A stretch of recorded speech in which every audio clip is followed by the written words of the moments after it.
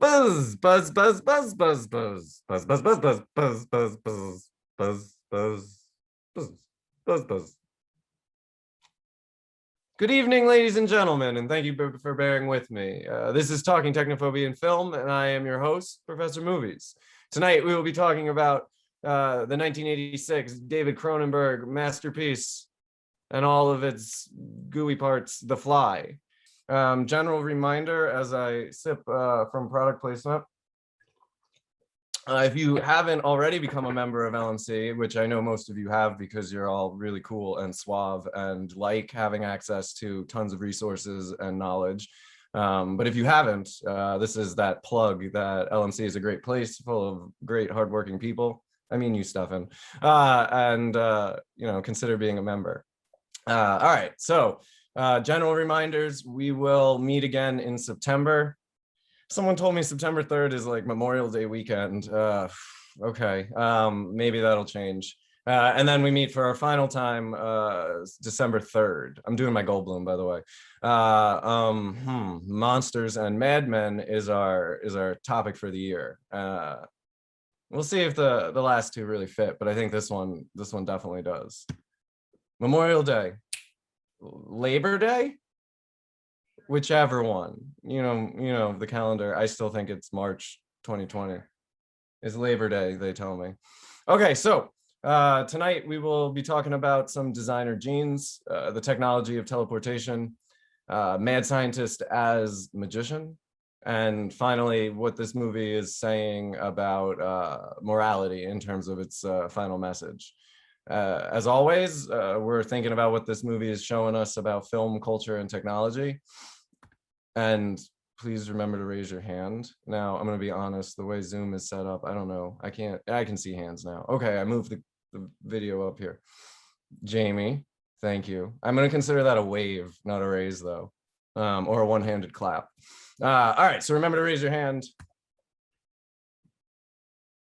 Let's do some warm-up questions to make sure people know how to use the chat. All right, so 3 words or less. I'll give you 30 seconds. Summarize your reaction to this movie. 30 seconds. I would hum Jeopardy, but copyright claims, can't do it. But imagine I'm humming the Jeopardy music in your head. I'm really good at it. You can hear it. All right, we got fear, horror, sorrow. WTF, Stefan? Yeah, that's probably accurate. Ugh, poor monkey.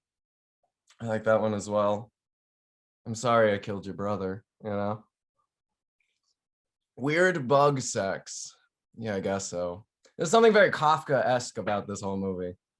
Horny fever dream, yeah. Okay. All right, so second question. A line or moment that sticks out in your head. I know when this movie goes off the rails for me. I don't know. What's something that sticks out? Gina Davis, Heart. She's so good in this movie. I think this movie is subversively a feminist vehicle for her and female empowerment. But that's just me. Remember to turn your panelists and... Oh, okay. I want it out now. That's good. The arm wrestling scene. Yeah, when that bone pops out. Okay, as these keep coming in, I will go over the brass tacks. David Croneberg, kind of like one of those horror greats in terms of body horror. The Thing and some other stuff. He also shares a screenwriting credit with us. Comes out in August 1986. Really small cast, actually. Very few people with speaking lines. We got, maybe count them on our hands. But fun fact, Gina Davis and Jeff Goldblum were dating at the time, and that's how she was picked for this role. Has a modest budget of 9 million, goes on to make 60 million. This is a remake of the 50s The Fly, starring Vincent Price. For those of you who weren't aware. I don't know, that's a cool movie in its own right. It kind of starts with the dead body and them trying to figure out what had happened. But check it out. Vincent Price had seen the remake, and he said he thought it was really good up until a point, and then he thought it had gone too far. Won an Oscar for best makeup.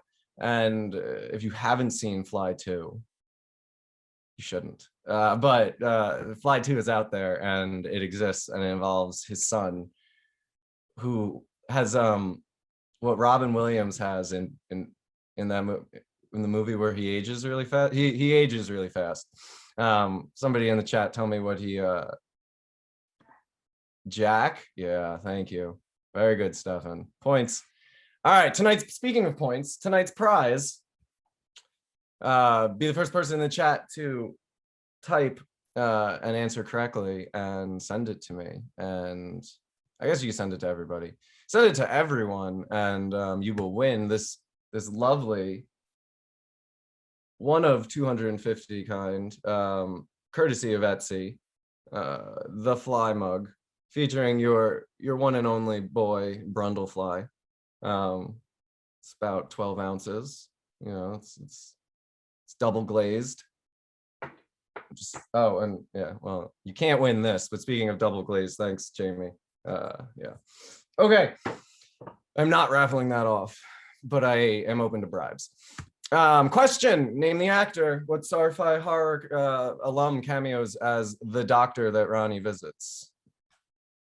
Type it in the chat. Jeopardy music, 30 seconds. Pretend I'm humming it. And Jamie wins. Jamie, congratulations, because it is the director, David Croneberg. Greg, you had the name, but you guys can share this.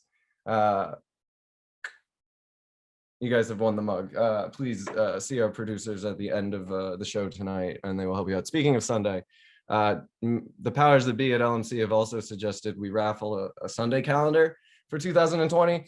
I pointed out that 2020 is halfway over, but you let me know. It's one of 5 limited edition Sunday the Dog calendars. Okay, all right, thoughts are coming in. 2020 is over. This is 2021. Like I said, you got to bear with me. I was a fly for 3 months. Okay, speaking of flies, so this is in the tradition of the mad scientist, and one of the things I really invite you to consider as we go through the year with our 4 films is thinking about how much changes from mad scientist movie to mad scientist movie, going from Frankenstein in the 30s to The Fly 50 years later in the 80s, but also what stays the same.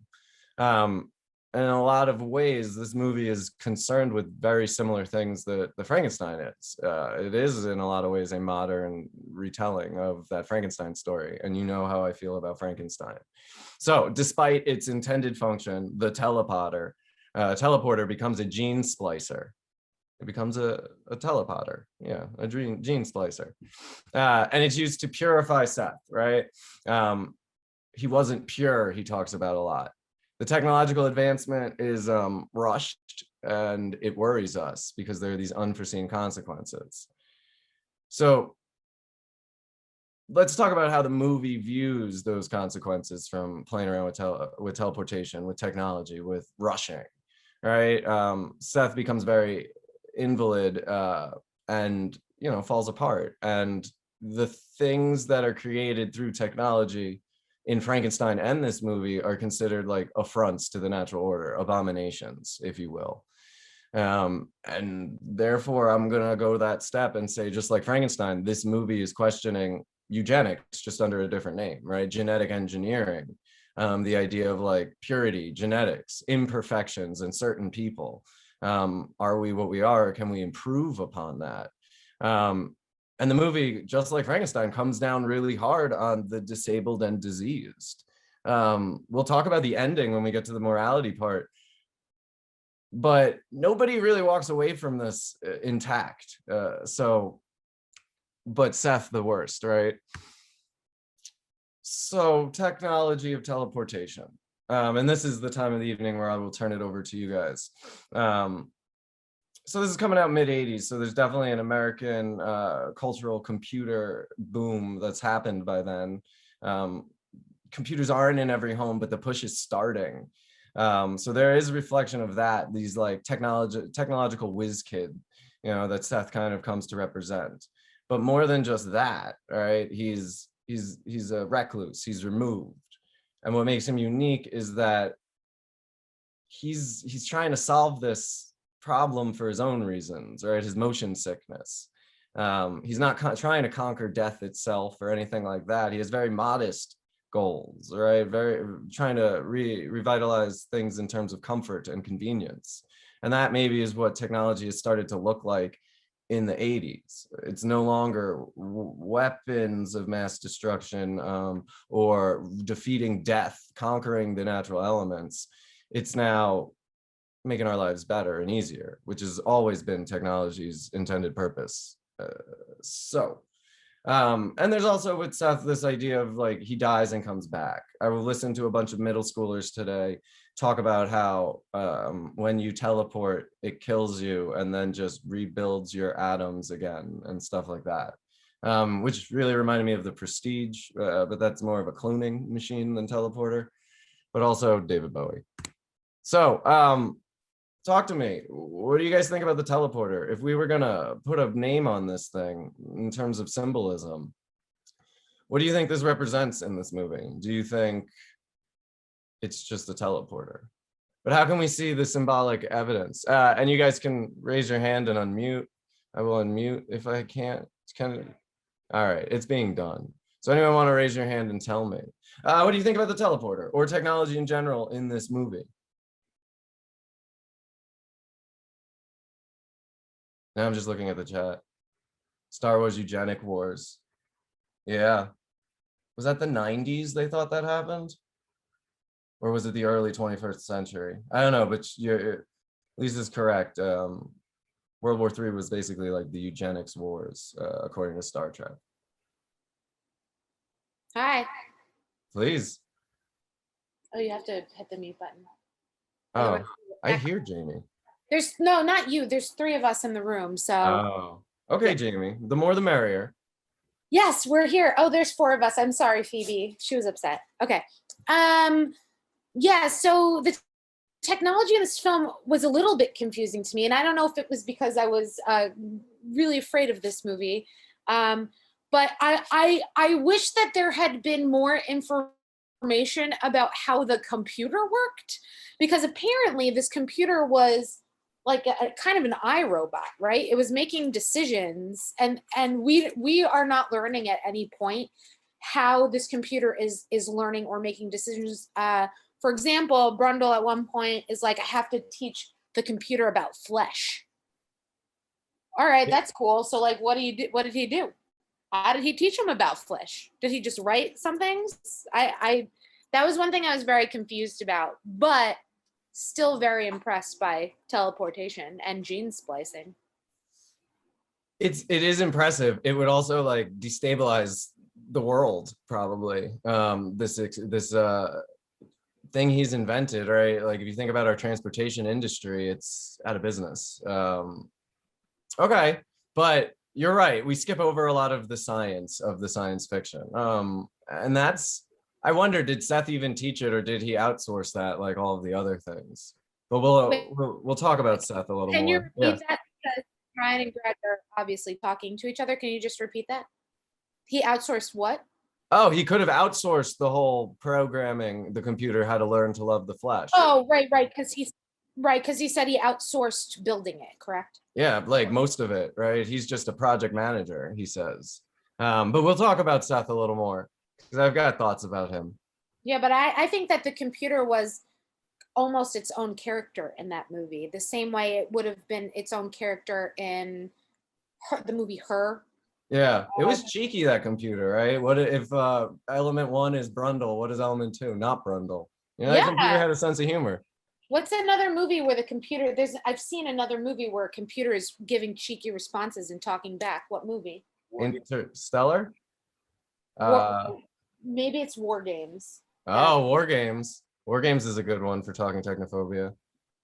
Okay, any other thoughts about teleportation? Teleporter?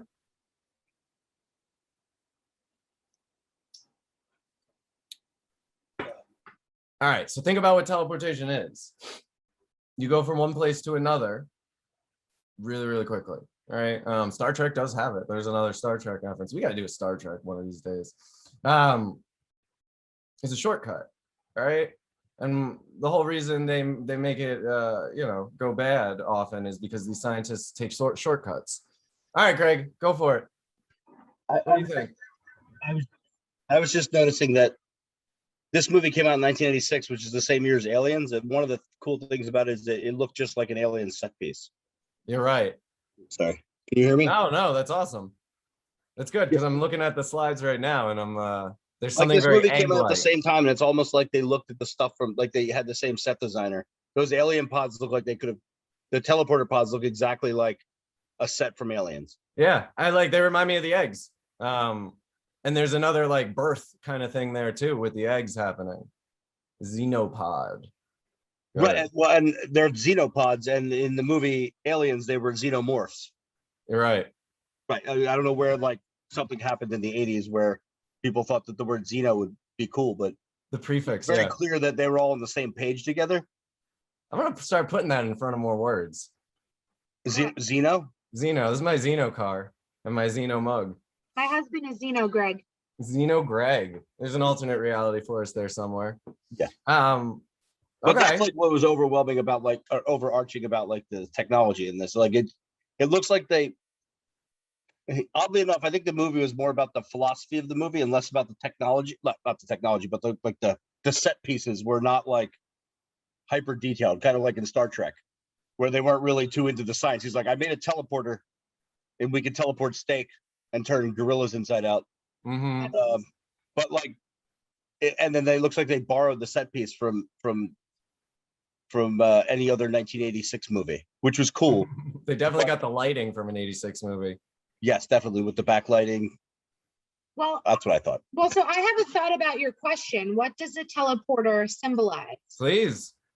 Okay. So in theory, the teleporter represents, or the transporter represents a shortcut to evolution, Okay. if you will. I will. And what? I said I will. Oh, did I say if you will? Okay, yeah. So it's essentially Greg's laughing at me. It's a shortcut to evolution. Not intentionally. It wasn't intentionally that shortcut. But that's it. That was just my thought. Yeah. No, and that's interesting because it is like it's skipping steps. And if you don't be careful and you don't take your time and you don't check your math and run a couple more tests, you may end up merging yourself with a fly or turning a couple more monkeys inside out first. That would be most unfortunate. Yeah, the second monkey, Everett's right. It just kind of disappears from the story. I like to think he went on to a long, successful career after this. Maybe he was a I monkey like to model. think that maybe he ate the monkey. Not like. Yeah, he definitely. If that monkey. monkey was still in the apartment, he threw up and dissolved and ate that monkey. Oh, I think Week that's 3 of transformation. But first he dusted it with sugar powder. You did have a sweet tooth. Yeah. All right. Any other thoughts about technology? You guys' volumes up. Monkey escaped. Yeah, Okay. You guys, you might want to mute yourselves because you're still on. All right. So, mad scientist has evolved a little bit in the 50 years since Frankenstein. And really, Seth is being kind of presented as a magician of sorts. The movie plays around with this metaphor to help show the dangers of being a mad scientist. I don't know about you, but I think most magicians are con artists. But they're very persuasive con artists, but maybe you've been practicing some up close magic and you take offense to that, and so I apologize. But yeah, I don't know, there's something sleazy and distrustful about magicians, because the whole thing is they're trying to trick you, and maybe we want to be tricked. But Seth is definitely presented as such, magic word cheeseburger. But if we think about really what underlies that, right, he didn't design the trick, right? He didn't actually do the work to put it together. He outsources it, like the quote on the right of the screen says. He's just a glorified project manager who says, build me this and build me that. But with that, he still has the same characterization as Dr. Frankenstein, as most mad scientists do, and it's that character flaw of hubris, right? That overinflated sense of ego, that extreme pride or arrogance. You know, he is isolated from the rest of society, Seth. He trusts that the transporter is going to work. You know, without doing a couple more tests. Nah, it's fine. You're fine, right? He says to the monkey. So there's definitely that. And he flies too close to the sun, just like in Frankenstein. And what I want you to really think about is how else are they similar? How else can we see, you know, Seth being a Henry Frankenstein figure for the modern age of 1986? Thoughts? Questions? Ducati. Yeah, it was. The teleporter was modeled after the Ducati. It wasn't? I said yes. I'm being heckled. Yeah, not thinking through the consequences. Is Seth worse than Dr. Frankenstein? You guys, because, you know, one lives, the other dies. Incidental. So he kind of inadvertently, he's not trying to, he's not throwing dirt in the face of death like Dr. Frankenstein does in the opening scenes of that movie. Seth is still poking the bear though, right? I mean, metaphorically, he could be robbing graves, you know, taking other people's ideas and slapping them together. He did acknowledge he was a monster. That insect politician speech is chilling and is probably my favorite part of this movie. And the quote from the end of it is there, you know, and now the dream is over and the insect is awake. Okay. So he tries to protect the girl. Dr. Frankenstein tries to protect his fiance. They both got that other dude who's swooping in. Was he bad? That's good. The monster was pure, Jamie. That's true. I mean, say what you want, but it was the pinnacle of fly genetics. Yeah, does he learn a lesson? Because by the end, Seth is, we'll just use the transporter. We'll use the transporter to fix that. Fix this, me, you, and the baby. We're going to live together in this weird trinity of, you know, genetic mishmash. He doesn't think he's bad, but he, you know, he's going to change the world for better or for worse. Okay.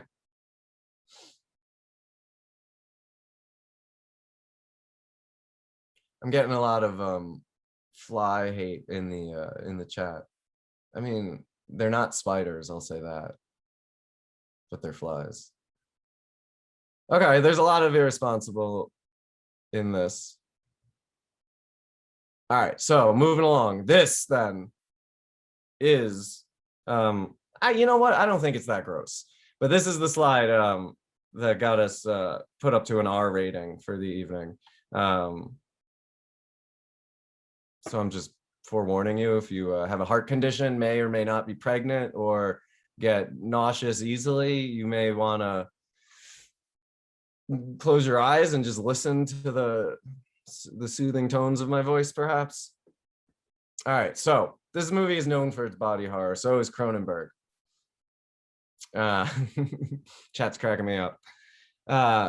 So is Cronenberg. And if you're going to put this in a movie, it could be there for shock, right? It could be there for just the gore value and stuff like that.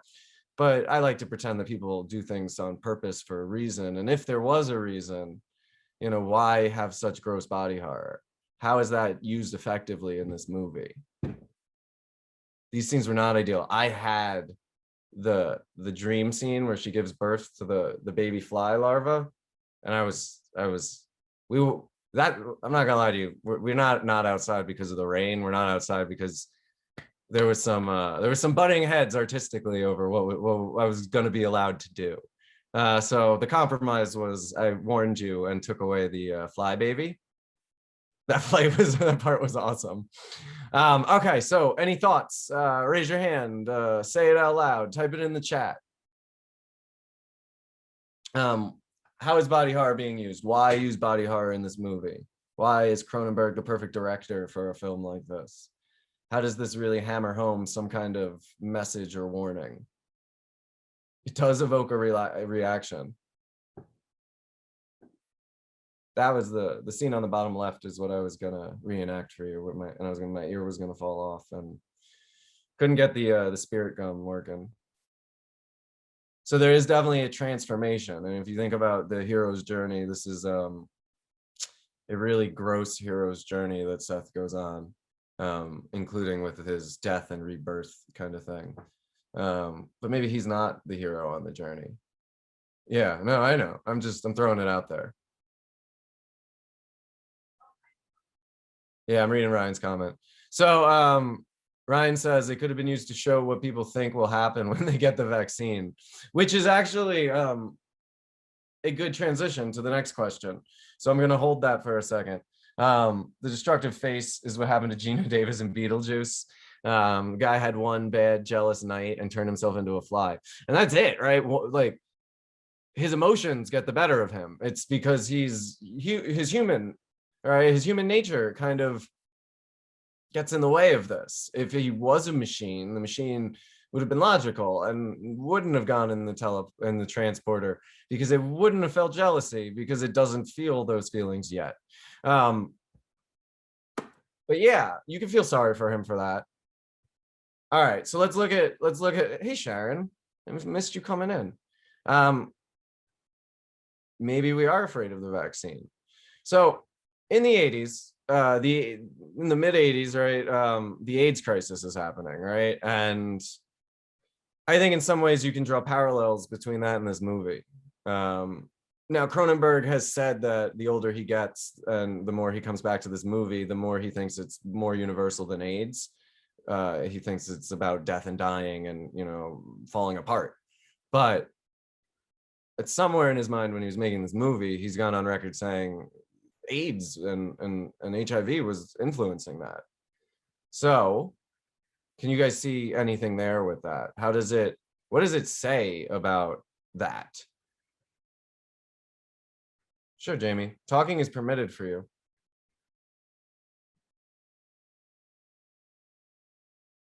You in the back, wearing the hat. All right. Well, go ahead. Okay.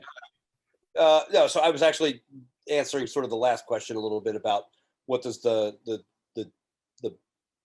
body horror show effects about modern technology, and like Please. he, you know, at one point like it becomes disfiguring at the end, but at the first part, like for the middle 25 minutes of the movie, he liked the body dysmorphia that was occurring from it.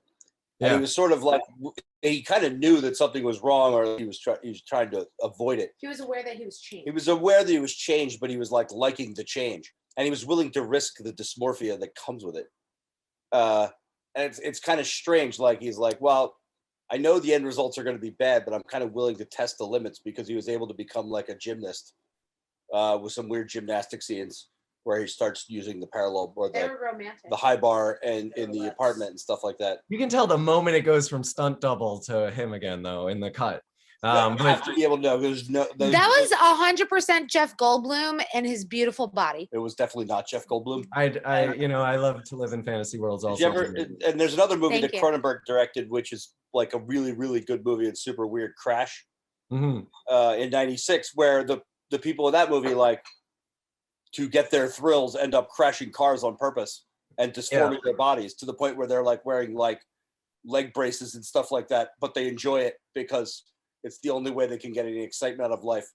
So they sort of disintegrate their bodies over the course of the movie until eventually they die. But for the sake of like, I'm now having seen this movie and just remembering that he did Crash, it kind of like maybe he got the inspiration for that movie from here, because like that was the real dominant part of this movie, was the middle part where he was like, this is good. we should all do this. He was trying to get her to do it because he wanted her to feel the effects of it, not avoid the effects of it.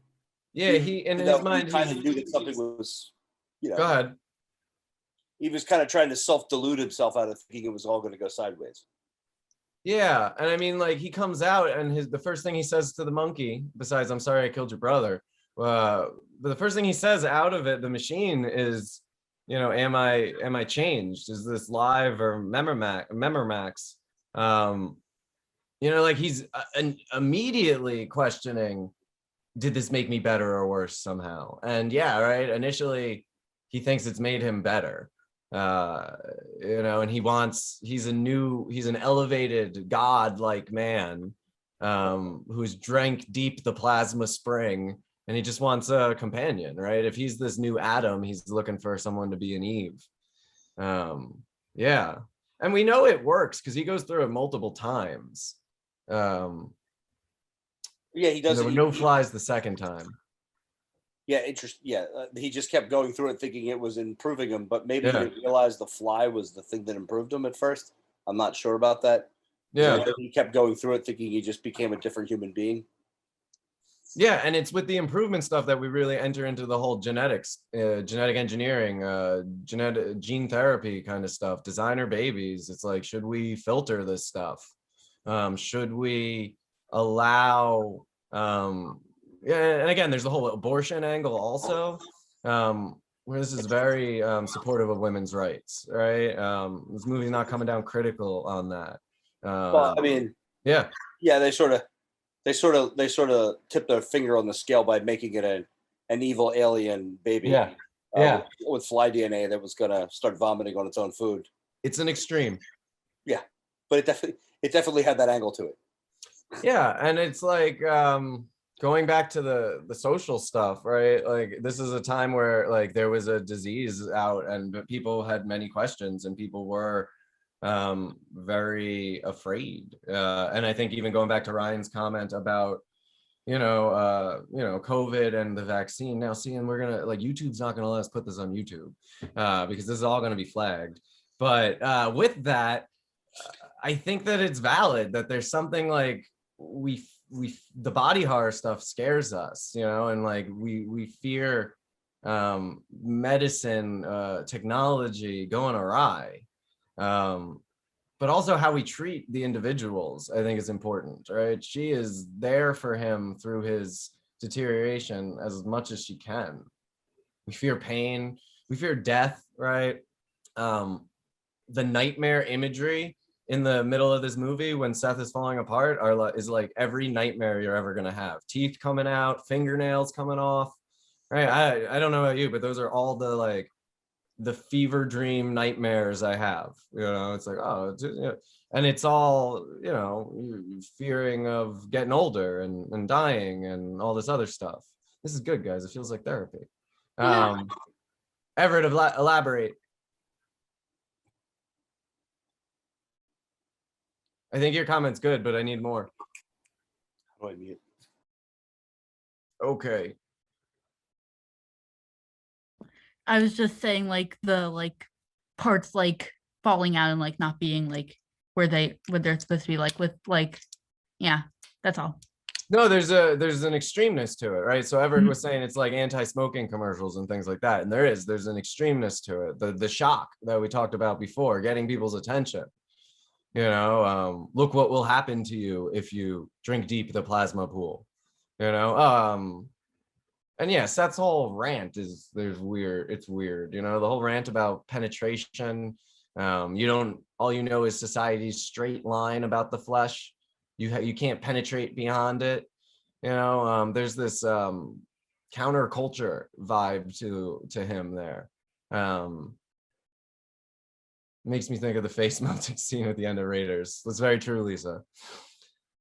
All right, so general rules about end of movies like this. Pay attention to who dies and who lives, right? And that'll tell you kind of somewhere in it the movie's message about the actions and the philosophies that you've seen, you know, shared, and the ideas that have played out over the course of the hour and a half, 2 hours that you've, you know, entered this fantasy world. Yeah. Greg says the boyfriend lived. I mean, it's ex-boyfriend, Stathis Barnes. Yeah, he lives. And he's a jerk. He's the heel for most of the movie. Right? And then somewhere in the third act, there's a turn with him. And I don't know that he is less of a jerk, but maybe Seth has become a bigger jerk at that point. Something to consider. Why is he a jerk? I mean, I he just loves her. You're right, and he sneaks into her apartment, won't give the key back, is all up in her business, manipulating her from a position of power. I mean, I wouldn't date him. I mean, I don't know about you guys. Yeah, I mean, stalker. This jerk guy in Die Hard.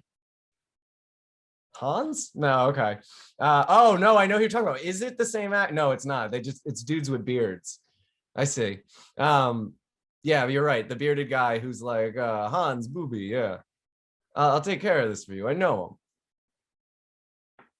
him. Okay, so then, right, death is a punishment. Who's the villain? Who's the hero of this? Is Seth the villain? Is Stathis Barnes our hero? Is he the 1980s male equivalent of what a hero is by this point? Is it an anti-hero kind of situation playing out? What do you guys think? No heroes. This is just a bleak dystopian movie where there are no more heroes. I mean, I don't know. I think Ronnie's pretty heroic.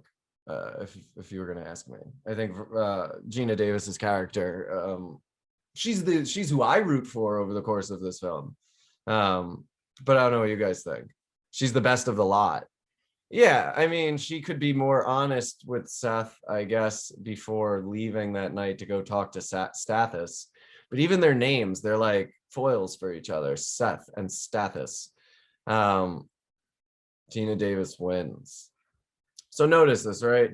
Gina Davis leaves with maybe a fly baby, right? Seth gets a shotgun to the face, and also merges with the old machine. And then even Stathis, right? What does he lose, a hand and a leg? You know, he's maimed, he's crippled by this. Nobody really walks away from this film unscathed. And I mean, I think you could definitely tie that in with the message about technology and how the speed at which we proceed, right? The casualties of technological advancement, if you will. Everybody's irresponsible. How come?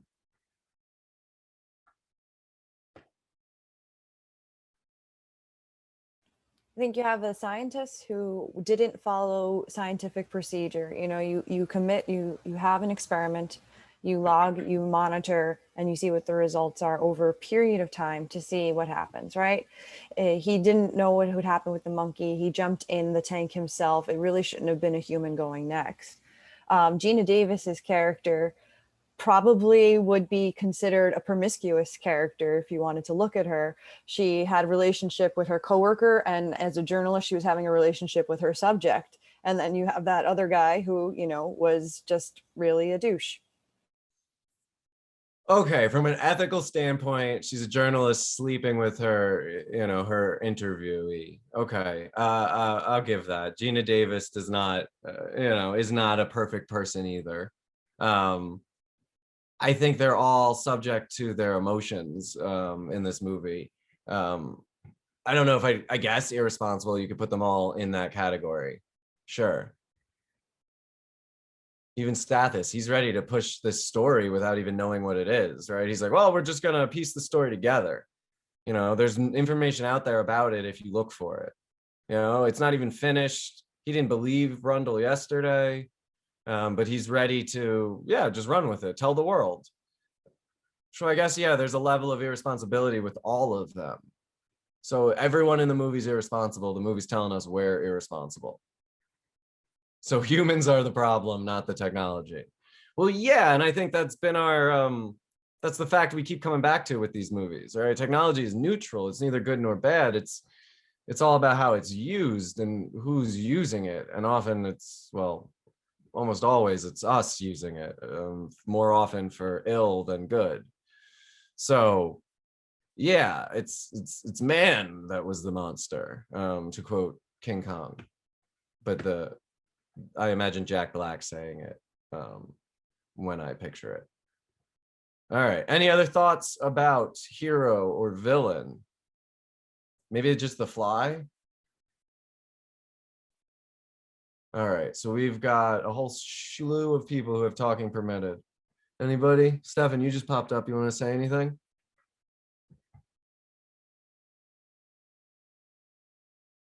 I'm just vamping now. All right. So, I mean, again, in terms of the message, right? Jamie's saying society is the real villain. It's the pressures of creating good content. Now, you mean like in the meta contextual sense, where it's like as a filmmaker, and producing this movie, or are you saying like in the world of the movie, it's the society in that world? Ronnie was making a documentary. Brundle was in the chamber when he filmed it. Okay, in the movie. Yeah, I could see that. So this is the beginning of reality TV. And she's like, no, you have to talk about it. Talk to the camera. Tell us what you're feeling. Okay, he does record it when he goes through. That's a good point as well. It's all being documented. There's evidence. No, Stefan, it's okay. Okay.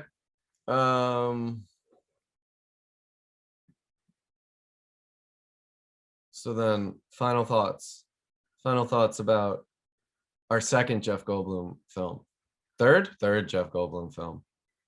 I think every 4th of July, the tradition must be Jeff Goldblum. Earth Girls Are Easy has to do with technology, right? Yeah, we can make that work. Final thoughts? Good idea.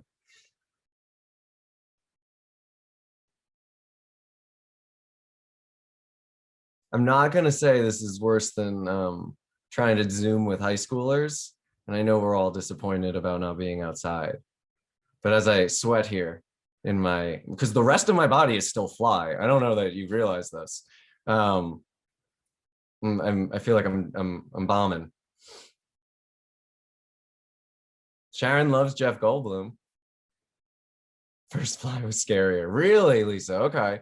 I've seen it a couple of times, but I have not seen it in a couple of years. I would go back to it. That's some late night viewing I could do, especially in a mystery science theater kind of scenario. Too much info, Stefan. Yeah, you're right. I'm only fly from the like waist down. Oh yeah. Go ahead. I just thought that like this is along with like a bunch of other things like it. There's someone believes that like them as an individual can do something great, and just despite them maybe being able to do it, I think this is sort of why, I don't know, things like this are done as like large projects in like big labs and things. Not in a chamber. Yeah, not in someone's basement or in a rented out garage that no one's your abandoned building. Mm-hmm. Yeah, no, that's a good point. It's like the idea of the like lone genius doesn't exist. Any genius that's alone is basically a supervillain, right? Yeah. Like I don't Einstein think he starts out as a didn't work supervillain. alone, Einstein would have made. I'm waiting for Hollywood to make like a Indiana Jones style like franchise about like a young Einstein. I can't believe like we haven't made like adventure movies about him yet. What's or annoying, Tesla. Kevin, what's annoying about this is that his experiment was a success. The whole thing was successful. And it was just like that darn fly. Yeah. Yeah. We could be teleporting now if not for this darn fly. That's true. Yeah, it's the tiniest thing, the tiniest detail could be overlooked, right? Because we're fallible, right? None of us are perfect. And it's this idea that if he wasn't alone, if he wasn't working in isolation, if he had somebody else besides the monkey there with him, this could have been avoided, right? And that goes back to that idea that like working in isolation is the problem, right? You need other people's opinions, you need their perspectives, you need their knowledge, and because we stand on the shoulders of giants. And that's why, like, you know, I love talking to you guys, because I don't know anything about this movie, and we just kind of put our heads together and come up with all these cool thoughts. Yeah, but maybe you also need someone to be like, maybe you shouldn't do that. You know, maybe you should just back away from the ledge a little bit and think about it another way. Yeah. I think it was the monkey, the baboon. It was payback. He planted that fly there. Well, you imagine. All right, wait. Okay, real talk for a second. You imagine that apartment was probably covered in monkey poop, right? So whose fault is that fly really anyway? You know, if you think about it. Just what I'm saying. Like, why is the fly there? It's the You monkey. should have cleaned up more. Monkey was not wearing a diaper, right? So yeah, that makes sense. Okay. Hey, you learned something in health class, Everett. Good. Go ahead. But I think it's also about not just isolation, it's about ethics and morals. Please. Because look at the cloning, was it the guy that cloned, did he clone a human being? And then the scientific community was saying to him that ethically you shouldn't be doing that, but you know, he was kind of outside of the scientific community. I think he was in China, so he was doing, you know, the next phase of what they would naturally do in the scientific process. So why is he doing this? You know, why is he trying to transport? Because he didn't want motion sickness. Yeah. No. He has, no, I know what you mean though. And he wanted the fame of doing it on his own. That's why the only one that knew about it is a reporter who's going to document it, put him on the front of a cover and, you know, video it. Yeah, And that's the other danger is fame. Mm-hmm. It's like, are you doing the science for the science, or are you doing the science to put your name on a star or whatever? And No, that that's a great point. is dangerous too. No, you're right. Like, it's that ego, it's the hubris, it's the Dr. Frankenstein was, if I could figure out the answer to one of these questions, well then, you know, I'd be happy. You know, it's that idea that like he's driven by this desire to be the best. And there is something very American about that. Where, you know, like you got to be the best. It's dog eat dog, you know, work together, but do it alone, you know? Yeah, right. That's true. Yeah, there's something a little schizophrenic about it. He told her, I American can tell you the most exceptionalism. interesting thing in this room. Yeah, and like, why did he go to the party? He went to the party to talk about this, right? Like, he's a hermit. Maybe the company he works for made him go to that, you know, scientific gala or whatever it was, but like, he's there openly talking to Ronnie about this experiment, about what he's working on.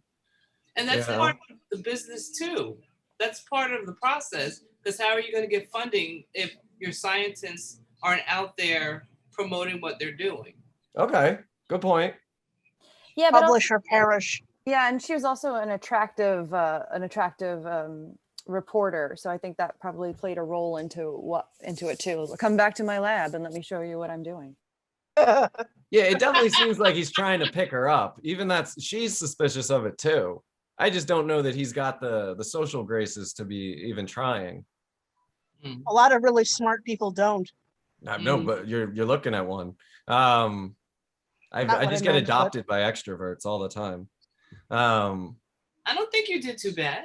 Thank you, Sharon. You're the best. Yeah, no, I know. Thank you. Okay, final thoughts, because we have 5 minutes. I guess. This is one of the grossest movies I've ever seen, and I can never finish it, and I hope I never have to watch it again. Yeah, I tried. We tried to watch it at least 3 times, and That's the old she one. backed out. Wait, you didn't finish it? Oh, I did. No, But- I've seen it before, so I knew I didn't want to finish it when we were watching it recently, and no, I didn't finish it. As soon as like he like pulls like something off his back, I'm like, all right, I'm done. Or his ear fell off. I'm like, nope, no more. Not I my blue don't know hairs. why. I did not expect the skin shedding at the end. Yeah, That scene where the head opens up and the eyes just like liquefy is really gross. I've looked at a lot of GIFs, you know, that a lot of it's burned into my brain now. So that's why I feel very desensitized to the grossness, where I'm just like, yeah, it's gross, I get it, but I'm totally oblivious to like if other people find it really as gross as I guess they do. Yeah, I watched So it. apologies. I listened to it under a I blanket. thought it would be a nice happy summer flick for everyone, you know. Yeah, it's pretty nasty, but I'm still eating dinner. Yeah, Steven's eating dinner through this whole thing. We got Jeff Goldblum's head coming apart. Yeah, but I do find it interesting because it is less about like technology and the perils of technology, and really more just focused on human. Like that's what I find interesting about this, and especially this is a choice for this class. Yeah, you need well, thank you. You need that human element. I think that's what's interesting in this movie more than, you know, the effect, the practical effects and all of that. And to be fair, the practical effects stand up. Yeah, no, they did. They aged really well. You're right. Yeah. And then he goes from this to Jurassic Park. And he becomes the cautious one in Jurassic Park. It's like a complete Yeah, which is 180 really- on the character. Which is really ironic. Wait, maybe in Jurassic Park, it's Brendel's son. Oh, that's In your impressive. head canon, is that what it is? All the movies are connected. It's one big cinematic universe. Has anybody thought about that in Jeff Goldblum films? Like, could somebody do some research? We could try. I'll get the brains behind Talking Technophobia to put their heads together, and we'll see what we can come up with. I was gonna try to count how many times he says in this, but I didn't think that was a good use of my time. I didn't have weeks. I'm sure somebody already did that. It's online already. No, you got to be right. Just like all of these movies, I want to recut. All the movies we do, I want to recut as like romantic comedies and stuff. And then I see that someone's redone it online. Wait, did Dina show you the video I sent her on the internet today of Chuck Norris? Because she should after this. Okay, I'll ask to see that. I don't think I've seen it yet. It was essentially, if you change the music to Kung Fu films, it's a very different story. Well, Yeah, okay, I can see then. that. Is this on YouTube? Yes. Yeah, it must be. There's only there's only a supercut of Jeff Goldblum making noises online. I'll send Probably it good to, too. I'll I bet send that's it really to everybody satisfying. in the Talking Technophobia and Film Facebook group. Is there one? Okay. Oh, isn't there? Oh, I don't know, Jamie. Are you gonna run one? I will so run it. All right. Let it be written, let it be done. With that said, thank you all for coming. I swear that I heard a rumor that maybe in September we might be together. So I'm gonna keep fighting the good fight because I miss you all. It should be, That'd be it so should be cool. inside at Maine. Woo! We could host it at Made. That's awesome. Yeah, that's cool. I've got a couple options, so we can talk about it if you want. Also, like I said, if it's Labor Day weekend, is that it? Is that the right one? Huh? Yes. No, Memorial Day weekend. Which Yes, is the that's one the in right- September, guys? It's Labor Day. Okay, Labor. cool. I got it right. If it's Labor Day weekend and we have to move it, I guess I'll let you know. But thank you for being here. Thank you for sharing your ideas and listening to each other. Thank you guys at the end who started speaking out loud because, you know, that was helpful. It makes me not think I regret my life choices. All right, so next time, no, it's true. I didn't know that I very could turn my evaluating. mute button off and just engage in a conversation. You could, and you can, and you did. And I think I'll appreciate know it. that for next time, although hopefully next time we're in person, but I would have had it off the whole time engaging. I'm gonna purge Zoom from my computer after tonight, so I think that's gonna force us to be in person. Because from what I hear, you can't re-download things from the internet once you do. So you know. That's not true. All right, no. Oh darn. What's the All next right, movie? so we've got I'm trying. We got 2 more movies left, and our next one is gonna happen in September, Labor Day weekend maybe. I'm not being mean. And it fits with the mad scientist thing, and well, all right, I guess that's it. You'll find out. You'll find out. Aw. Drum roll, But drum roll. in case I don't see you, have a good afternoon, good evening, and good night. What? Because in September we're gonna watch the Truman Show. Wait, didn't we I was do gonna that? say Jeff Goldblum is not in Truman Show. Jeff Goldblum is not in Truman Show. This year is not the year of Jeff Goldblum. Next year might be the year of Jeff Goldblum. Kevin, change the date so I could do that one. Okay. All right. I can't come over today. I think the date's probably gonna have to change. I just have to look. It could be the following Friday, maybe. I gotta check with the powers that be. You know they call the shots. I'm just a number cruncher over here in TV land. Okay. Well, with that said, I do bid you a good afternoon, good evening, and good night. And thanks for coming by. I have been your incorrigible host, Professor Movies. And this has been Talking Technophobia. I will see you next time. Bye.